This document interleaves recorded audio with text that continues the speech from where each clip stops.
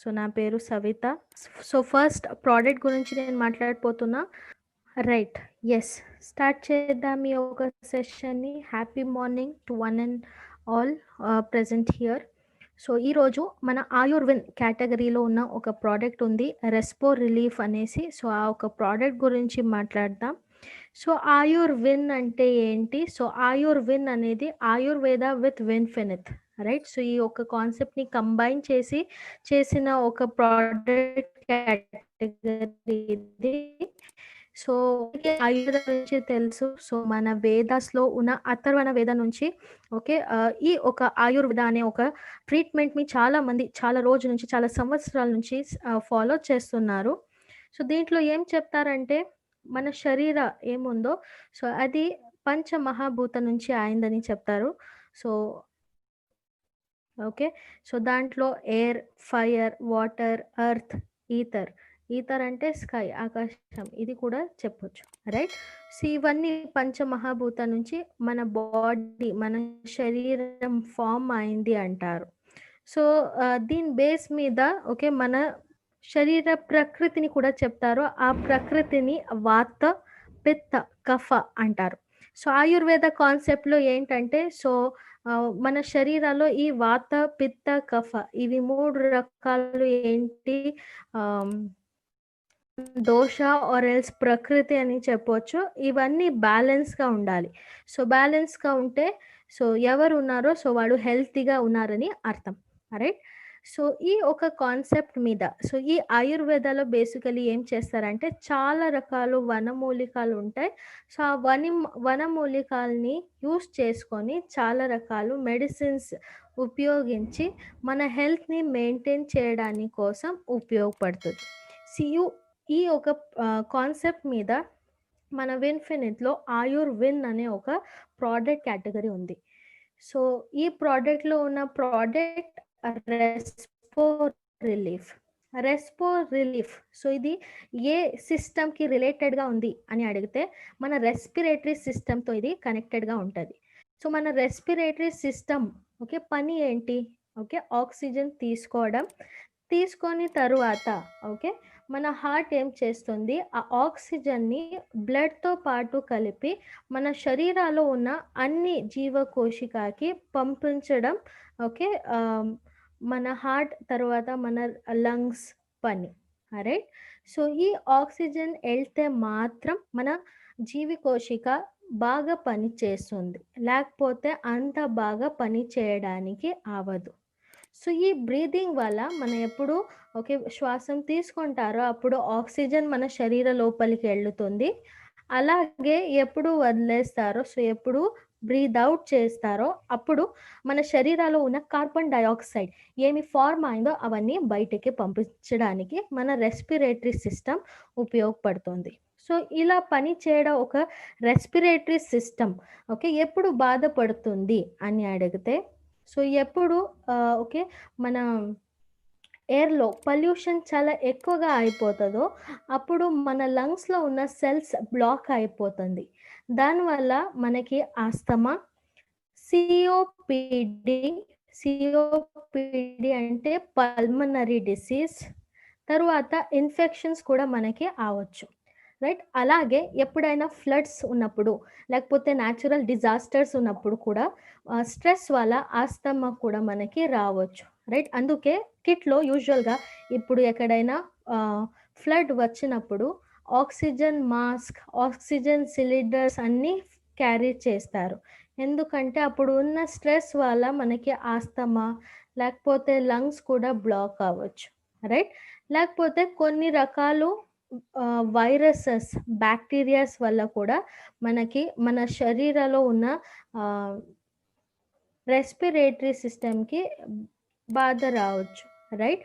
అవన్నీ కంట్రోల్ చేస్తే మాత్రం మన రెస్పిరేటరీ సిస్టమ్ బాగుంటుంది. అలాగే మన ఇమ్యూనిటీ కూడా పెంచుతుంది, రైట్? లేకపోతే ఏమవుతుందంటే మన రెస్పిరేటరీ సిస్టమ్ వీక్ అయిపోతే చాలా వైరసెస్, బ్యాక్టీరియా మన శరీర లోపలికి వెళ్ళొచ్చు. అప్పుడు మన ఇమ్యూనిటీ కూడా తగ్గిపోతుంది. సో ఇలాంటి ఎయిర్ పొల్యూషన్ వల్ల, వైరసెస్, బ్యాక్టీరియాస్ వల్ల, ఫ్లడ్స్ వల్ల ఎలాంటి ప్రాబ్లమ్స్ వస్తాయి అని అడిగితే, సో 2 రకాలు ఇన్ఫెక్షన్స్ మనకి రావచ్చు. సో నెక్కి పైన ఉన్న రీజన్కి అప్పర్ రెస్పిరేటరీ ట్రాక్ట్ అంటారు. ఓకే, నెక్కి కింద ఉన్న రీజన్ని లోవర్ రెస్పిరేటరీ ట్రాక్ట్ అంటారు. ఇన్ఫెక్షన్స్ కూడా అలాగే అప్పర్ రెస్పిరేటరీ ట్రాక్ట్ ఇన్ఫెక్షన్స్ అని ఉంటాయి, అలాగే లోవర్ రెస్పిరేటరీ ట్రాక్ట్ ఇన్ఫెక్షన్స్ అని కూడా ఉంటాయి. సో యూజువల్గా ఈ అప్పర్ రెస్పిరేటరీ ట్రాక్ట్ ఇన్ఫెక్షన్స్లో common cold, tonsillitis, sinusitis, laryngitis, flu ఇవన్నీ కూడా వస్తుంది, రైట్. అలాగే లోవర్ రెస్పిరేటరీ ట్రాక్ట్ ఇన్ఫెక్షన్స్లో బ్రాంకైటిస్, న్యూమోనియా, బ్రాంకియోలైటిస్, ట్యూబర్క్యులోసిస్ ఇలాంటి ఇన్ఫెక్షన్స్ అవన్నీ రావచ్చు, రైట్. సో ఇవన్నీ ఇన్ఫెక్షన్స్లో 2 రకాలు ఇన్ఫెక్షన్స్ ఏమేమి ఉందో, ఒకటి న్యూమోనియా, ఇంకొకటి ట్యూబర్క్యులోసిస్ అంటే టీబీ. ఈ 2 రకాలు కండిషన్లో మన ప్రోడక్ట్ని సజెస్ట్ చేయకూడదు. ఎందుకంటే ఈ 2 కండిషన్స్ చాలా సివియర్గా ఉంటుంది. సో ఈ సివియర్ కండిషన్స్లో మీరు ప్రోడక్ట్ని సజెస్ట్ చేసినప్పుడు అంత ఉపయోగం ఉండదు. వాళ్ళకి క్లినికల్ మెడికేషన్స్ ఏముందో అవన్నీ కావాలి, రైట్.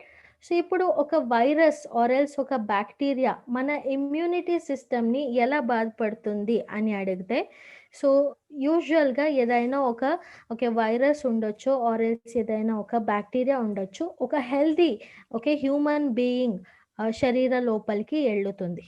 వెళ్ళిన తరువాత అది మన శరీరాలో ఉన్న ఇమ్యూనిటీ ఏముందో దాన్ని డెస్ట్రాయ్ చేసి తరువాత అది మల్టిప్లై అవ్వడానికి స్టార్ట్ చేస్తుంది. మల్టిప్లై అయిన తరువాత ఎప్పుడు వైరసెస్, బ్యాక్టీరియా డబల్, త్రిబల్ ఇలా పెరుగుతుందో మన శరీరాలో, అప్పుడు మన శరీరాకి ఆ శక్తి ఉండదు, మళ్ళీ ఫైట్ చేయడం శక్తి ఉండదు. సో అప్పుడు కంప్లీట్గా మన శరీర లోపల ఇన్ఫెక్షన్ అనేది జరుగుతుంది. సో అప్పుడు మన ఇమ్యూన్ రెస్పాన్స్ అంతా బాగా ఉండదు. సో ఇప్పుడు అందరికీ తెలుసు కరోనా గురించి, రైట్. సో ఇప్పుడు ఒక చిన్న వైరస్ ఇంత ఇలాంటి సివియర్ మనకి ఇల్నెస్ ఇస్తుందంటే మీరే ఆలోచించవచ్చు ఒక చిన్న వైరస్ ఎంత పెద్ద పని చేయొచ్చు అనేసి, రైట్. సో ఇలాంటి కండిషన్స్ మనకి రాకూడదంటే, ఇప్పుడు దాకా మన దగ్గర వ్యాక్సిన్స్ లేవు, బట్ స్టిల్ మన ఇన్ఫెక్షన్ని తగ్గించుకోవడానికి లేకపోతే మన ఇన్ఫెక్షన్ మనకి రాకూడదంటే మన ఇమ్యూనిటీని పెంచుకోవాలి. సో ఇమ్యూనిటీ అంటే ఏంటి? ఇది ఒక శక్తి, ఇది ఒక రెస్పాన్స్. ఎప్పుడైనా ఒక వైరస్ ఏదైనా ఒక కీటాణు మన శరీర లోపలికి వెళ్ళడానికి ట్రై చేస్తే, సో ఈ ఇమ్యూనిటీ రెస్పాన్స్ ఏం చేస్తుంది, అది మన శరీర లోపలికి వెళ్ళకుండా స్టాప్ చేయడానికి ఉపయోగపడుతుంది. ఇలాంటి ఒక రెస్పాన్స్ని ఇమ్యూనిటీ అంటారు, రోగ నిరోధక శక్తి అంటారు, రైట్.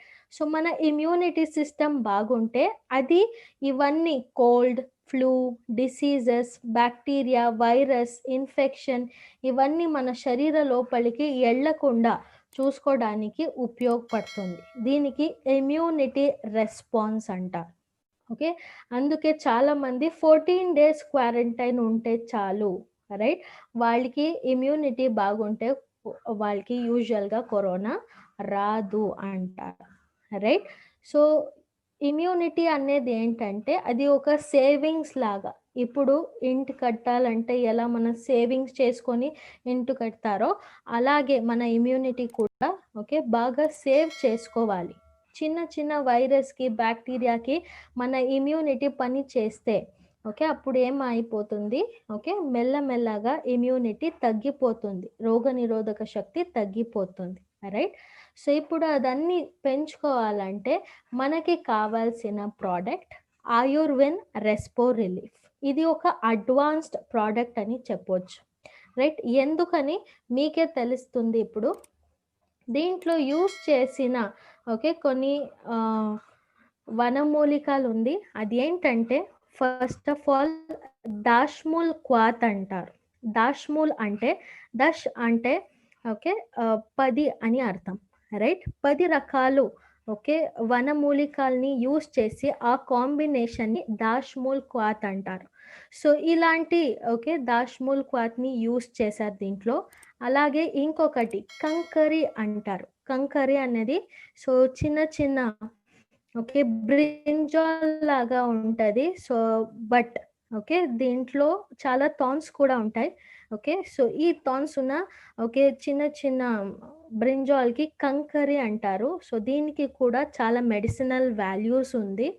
ఓకే అండ్ ఈవెన్ మెడిసిన్లో ఆయుర్వేదాలో చాలా యూస్ చేస్తారు, ఎస్పెషలీ ఆస్తమాలో ఎవరికైనా ఓకే శ్వాసం తీసుకోవడానికి చాలా కష్టంగా ఉంటే దాంట్లో కూడా ఇది యూస్ చేస్తారు. గిలాయ్ అనేది ఆల్మోస్ట్ అందరికీ తెలుసు, రైట్? అమృత అంటారు సంస్కృత్లో. అమృత అంటే చిరంజీవి అని అర్థం. సో చిరంజీవిగా ఉండాలంటే అమృత కావాలి అంటారు. సో అలాంటి ఒక రకాలు ఓకే వనమూలికాన్ని దీంట్లో సెలెక్ట్ చేసి యూస్ చేశారు. అలాగే వాసక. వాసక అనేది యూజువల్గా సిద్ధ యునాని మెడిసిన్స్లో చాలా యూస్ చేస్తారు. ఎవరికైనా బ్రాంకైటిస్ ఉంటే ఆస్తమా ఉంటే దాంట్లో ఓకే ఈ వాసక అనే ఒక లీవ్స్ ఏముంటుందో అది డ్రై చేసి యూస్ చేస్తారు, ఎస్పెషలీ బ్రాంకైటిస్ తర్వాత ఆస్తమాలో. అందరికీ తెలుసు ఇప్పుడు ఎవరికైనా కఫ్ కోల్డ్ వస్తే యూజువల్గా ఇంట్లో కషాయం ఏం చేస్తారో దాంట్లో తులసి, డ్రై జింజర్ని సాంత్ అంటారు. తర్వాత పీపలి. పీపలి అంటే అది కూడా పెప్పర్ లాగానే, బట్ ఇది ఓకే లాంగ్ రౌండ్గా ఉండదు, ఇది ఓకే పెద్దగా ఉంటుంది. దీంట్ని పీపలి అంటారు. ఇది కోల్డ్ కఫ్కి మాత్రమే కాదు, ఇది డైజెషన్ని కూడా బాగా ఇంప్రూవ్ చేస్తుంది ఇది. అండ్ మన శరీరాల్లో ఉన్న టాక్సిన్స్ని కూడా బర్న్ చేయడానికి ఇది బాగా ఉపయోగపడుతుంది. ఓకే సో ఇవన్నీ ఓకే వనమూలికలు ఏముందో అవన్నీ బాగా మన శరీరాల్లో అబ్జార్బ్ చేసుకోవడానికి ఈ పీపలి తరువాత బ్లాక్ పెప్పర్ ఏముందో ఇవన్నీ బాగా ఉపయోగపడుతుంది. ఓకే సో ఇవన్నీ ఇంగ్రీడియంట్స్ యూస్ చేసి తయార్చిన ఒక ప్రోడక్ట్ ఇది ఆయుర్వెన్ రెస్పో రిలీఫ్. ఓకే ఇది మాత్రమే కాదు, అడిషనల్గా ఓకే ఇంకా 2 ఇంగ్రీడియంట్స్ని యూస్ చేశారు. సో అదేంటంటే ములేన్. ములేన్ అనేది ఒక రకాలు ఒక లీఫ్ అని చెప్పొచ్చు. ఇది యూజువల్గా ఒక ప్లాంట్, ఇది చాలా మెడిసినల్ వాల్యూస్ ఉంటుంది. సో ఆయుర్వేదాలో ఎవరికైనా కఫ్ ఉంటే అప్పుడప్పుడు ఎవరికైనా ఇన్ఫెక్షన్ వస్తే, ఎస్పెషల్గా ఇయర్ ఇన్ఫెక్షన్ ఎవరికైనా ఉంటే వాళ్ళకి కూడా ఇది చాలా ఉపయోగపడుతుంది. ఎవరికైనా సోర్ థ్రోట్ ఉంటే ఓకే సో అప్పుడు కూడా ఇది సజెస్ట్ చేస్తారు యూజువల్గా. న్యూమోనియా, ఆస్తమా, కోల్డ్స్లో కూడా యూస్ చేస్తారు. బట్ ఆల్రెడీ నేను మెన్షన్ చేశాను న్యూమోనియా, టీబీలో ఇది సజెస్ట్ చేయకూడదంటే. ఎందుకంటే ఓకే దీంట్లో చాలా వేల రకాలు వనమూలికల్ని యూస్ చేసి కాబట్టి చిన్న చిన్న ఇన్ఫెక్షన్స్కి ఇది బాగా ఉపయోగపడుతుంది. మన ఇమ్యూనిటీని పెంచుకోవడానికి ఇది బాగా ఉపయోగపడుతుంది, right? And at last okay astragalus అని ఒక వనమూలిక ఉంది. సో యూజువల్గా చైనీస్ మెడిసిన్లో దీంట్లో చాలా యూస్ చేస్తారు. ఇది హార్ట్కి మంచిది, రైట్? అలాగే ఎవరికైనా డయాబెటీస్ ఉంటే వాళ్ళకి కూడా ఇది చాలా మంచిది. అండ్ ఇమ్యూన్ సిస్టమ్ని స్ట్రాంగ్గా పెట్టుకోవడానికి ఇది ఉపయోగపడుతుంది. అండ్ డిజీజ్ ఫైట్ చేయడానికి కూడా ఇది చాలా ఉపయోగపడుతుంది. అందుకే స్పెషల్గా ఈ 2 రకాలు వనమూలికల్ని దీంట్లో అడిషన్లో యాడ్ చేసింది రెస్పో రిలీఫ్లో. ఓకే మొత్తంలో చూసినప్పుడు ఎలాంటి హెల్త్ బెనిఫిట్స్ ఇది ఇస్తుందని అడిగితే, సో ఫస్ట్ ఆఫ్ ఆల్ ఎవరికైనా లంగ్ క్యాన్సర్ ఉంది, కీమోథెరపీ జరుగుతుందంటే వాళ్ళకి కూడా మీరు ఇది సజెస్ట్ చేయవచ్చు. ఎందుకంటే యూజువల్గా కీమోథెరపీ జరిగినప్పుడు చాలా సైడ్ ఎఫెక్ట్స్ అని ఉంటాయి. సో అవన్నీ సైడ్ ఎఫెక్ట్స్ని తగ్గించుకోవడానికి ఇది బాగా ఉపయోగపడుతుంది. అలాగే ఓకే ఎవరికైనా ఈఎన్టీ అంటారు, ear nose throat, right? So ENT infections ఏమైనా ఉంటే దాంట్లో కూడా మీరు సజెస్ట్ చేయవచ్చు. ఇయర్ ఇన్ఫెక్షన్స్లో చాలా ఉపయోగపడుతుంది ఇది. ఎవరికైనా మైగ్రేన్ ప్రాబ్లం ఉంటే వాళ్ళకి కూడా మీరు సజెస్ట్ చేయొచ్చు. ఎవరికైనా శ్వాసం తీసుకోవడానికి చాలా కష్టంగా ఉంది, ఇబ్బంది ఉందంటే వాళ్ళకి కూడా మీరు సజెస్ట్ చేయవచ్చు. యూజువల్గా కొంతమందికి శ్వాసం తీసుకోవడానికి చాలా కష్టంగా ఉంటుంది, ఇబ్బంది ఉంటుంది. దానివల్ల నైట్ టైంలో స్నోరింగ్ ప్రాబ్లం వస్తుంది. సో అలాంటి ప్రాబ్లం ఉన్న వాళ్ళకి కూడా మీరు రెస్పో రిలీఫ్ని సజెస్ట్ చేయవచ్చు. రైట్, ఎవరికైనా కఫ్, ఆస్తమా, లంగ్స్ వీక్గా ఉంటే వాళ్ళకి కూడా మీరు సజెస్ట్ చేయవచ్చు. యూజువల్గా ఎయిర్ పైప్ అని ఉంటుంది, విండ్ పైప్ అని. సో ఆ విండ్ పైప్లో ఏమైనా బ్లాకేజ్ ఉంటే ఆ బ్లాకేజ్ని తగ్గించి ఎయిర్ ఈజీగా మూవ్ చేయడానికి కోసం ఇది ఉపయోగపడుతుంది. ఆ ఒక ఎఫెక్ట్ని బ్రాంకో డైలేటర్ ఎఫెక్ట్ అంటారు. సో అలా ఎవరికైనా ప్రాబ్లం ఉంటే మీరు సజెస్ట్ చేయవచ్చు. ఇమ్యూనిటీని పెంచడానికి తరువాత మళ్ళీ ఏమి ఇన్ఫెక్షన్స్ వస్తుందో అవన్నీ ఇన్ఫెక్షన్స్ని తగ్గించడానికి కూడా ఇది ఉపయోగపడుతుంది. ఎవరికైనా థ్రోట్లో, చెస్ట్లో మ్యూకస్ ఫామ్ అయింది, కఫ్ ఎక్కువ అయిందంటే అప్పుడు కూడా మీరు ఈ ప్రోడక్ట్ని సజెస్ట్ చేయవచ్చు.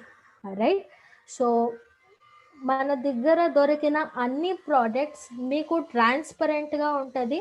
సో అన్ని ప్రోడక్ట్ మీద ఎలాంటి వనమూలికలు యూస్ చేశారో, ఏ ఎక్స్ట్రాక్ట్ని తీసుకున్నారో అది కూడా అక్కడ రాశారు. అండ్ ఎన్ని అమౌంట్లో ఇది కంటెంట్ ఉంటుంది యూస్ చేసింది అనేది కూడా ఉంటుంది. సో దీంట్లో కంకరి అనే రూట్ ఎక్స్ట్రాక్ట్ అని యూస్ చేసింది 100 mg ఉంటుంది. గిలాయ్ ఆల్రెడీ నేను మెన్షన్ చేశాను. దీంట్లో స్టెమ్ ఎక్స్ట్రాక్ట్ తీసుకున్నారు, అది 100 mg ఉంటుంది. వాసక డ్రైడ్ లీవ్స్ లీఫ్ ఎక్స్ట్రాక్ట్ని తీసుకున్నారు, సో ఇది కూడా 100 mg. తులసి, ఇది కూడా లీఫ్ ఎక్స్ట్రాక్ట్ 50 mg ఉంటుంది. జింజర్, డ్రై జింజర్, దాన్ని రైజోబియం అంటారు, సో అది 50 mg ఉంటుంది. పీపలి అంటే పెప్పర్ మీరు పెద్దగా ఉంటుంది అని చూపించారు కదా, సో అది 50 mg. కాళీమిర్చ్ అంటే బ్లాక్ పెప్పర్, అది కూడా ఫ్రూట్, సో అది 50 mg ఉంటుంది. దాష్మూల్ క్వాత్, ఇవన్నీ వేరే వేరే రూట్స్ని యూస్ చేసింది, 10 రకాలు రూట్స్ని యూస్ చేసింది. రైట్, సో 100 mg యూస్ చేశారు. లాస్ట్లో మెన్షన్ చేసిన ములేన్, అది లీఫ్ యూస్ చేసింది, 100 mg ఉంటుంది. అండ్ ఆస్ట్రాగాలస్, ఇది కూడా రూట్, 100 mg ఉంటుంది. సో మొత్తం ఒక క్యాప్సూల్లో మీకు 700 mg కంటెంట్ మీకు దొరుకుతుంది. యూజువల్గా సీజన్ చేంజ్ అయినప్పుడు summer to monsoon, monsoon to winter, ఇలా చేంజ్ అయినప్పుడు మనకి ఇలాంటి చిన్న చిన్న ఇన్ఫెక్షన్స్ రాకూడదని ఇంట్లో ఏంటి కషాయం ప్రిపేర్ చేశారో అలా దాంట్లో యూస్ చేసిన కొన్ని రకాలు వనమూలికల్ని దీంట్లో యూస్ చేసి తయార్చిన ఒక ప్రోడక్ట్, చాలా మంచి ప్రోడక్ట్, ఇమ్యూనిటీని కూడా పెంచుతుంది. అండ్ ఈవెన్ రెస్పిరేటరీ సిస్టమ్కి